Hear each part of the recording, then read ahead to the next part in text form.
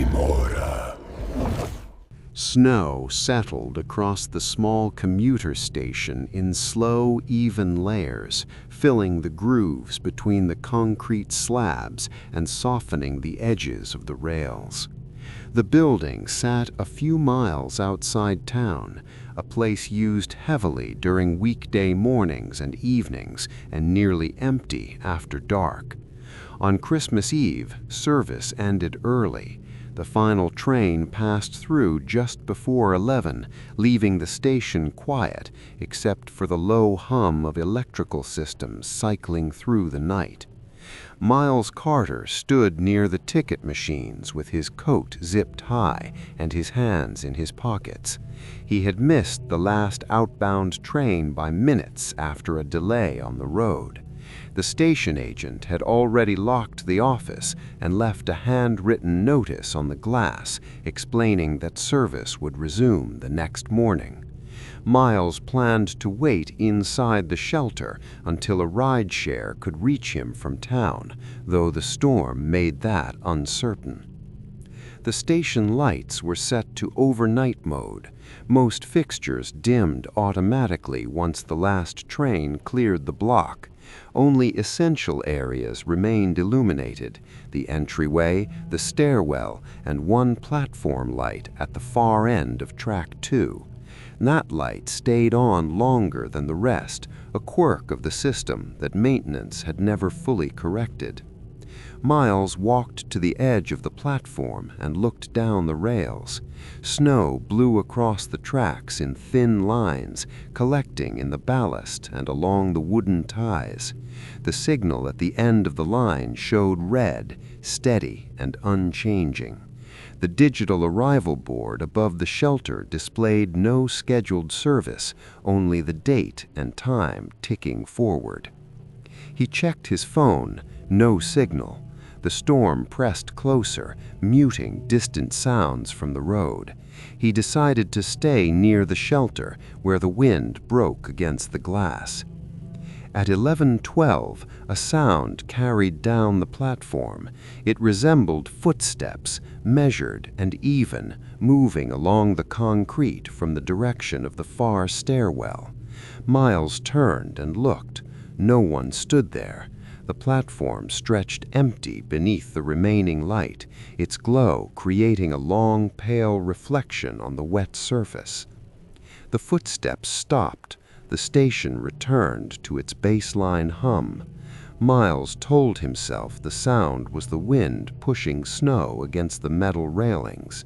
He stepped closer to the shelter and sat on the bench. The arrival board flickered once and stabilized. The time advanced to 11:18. A few minutes later, the platform light at track 2 brightened slightly, as if drawing more power. The rest of the station remained dim. The red signal down the line did not change. The footsteps returned. This time they moved closer, stopping near the center of the platform where the boarding line was painted. The sound had weight to it, each step placed deliberately, yet the concrete showed no disturbance. Snow continued to fall untouched across the surface. Miles stood and moved toward the edge of the shelter, careful not to step past the yellow line. The platform remained empty. The footsteps did not move again, but the sense of presence remained, focused on the area beneath the brighter light. The arrival board updated without warning. A single line appeared beneath the time. Inbound, 11:59 p.m. Miles stared at it. There was no inbound service scheduled that late.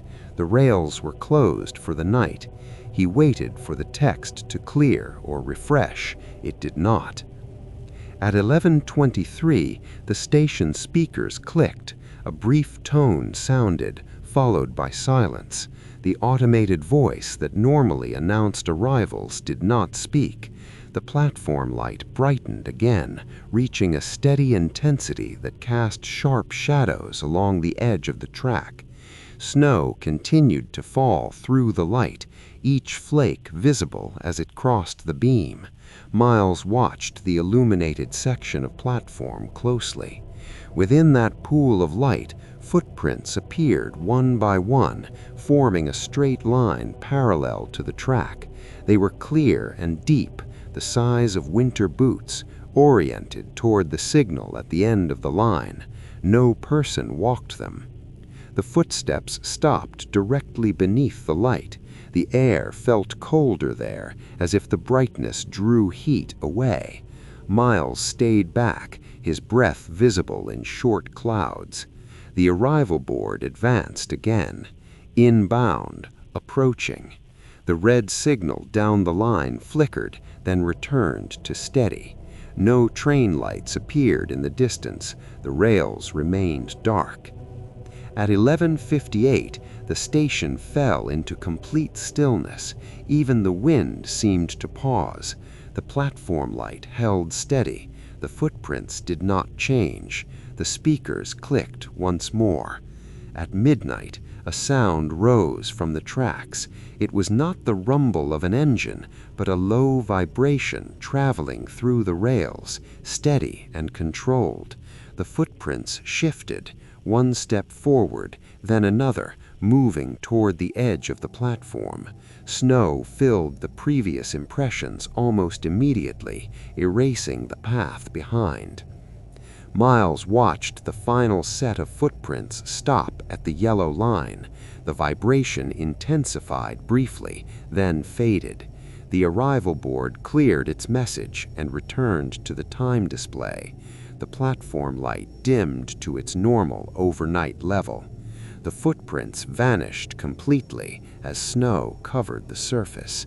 The station returned to silence. Miles waited for several minutes before moving. The red signal remained unchanged. No train arrived. The speaker did not sound again. At 12:09, his phone connected briefly. A ride confirmed pickup within 10 minutes. He stayed inside the shelter until the headlights appeared at the entrance road. As the car pulled away, Miles looked back at the station. The platform light remained on, steady and ordinary. No footprints marked the concrete. In the weeks that followed, local staff recorded several similar reports: a platform light that stayed bright after service ended, an arrival board showing a single inbound message near midnight on December nights. Maintenance found no faults that explained the timing. Each year, after the last train departed on Christmas Eve, the platform stayed lit a little longer, and for a few minutes near midnight, the station prepared for an arrival that never fully reached the platform.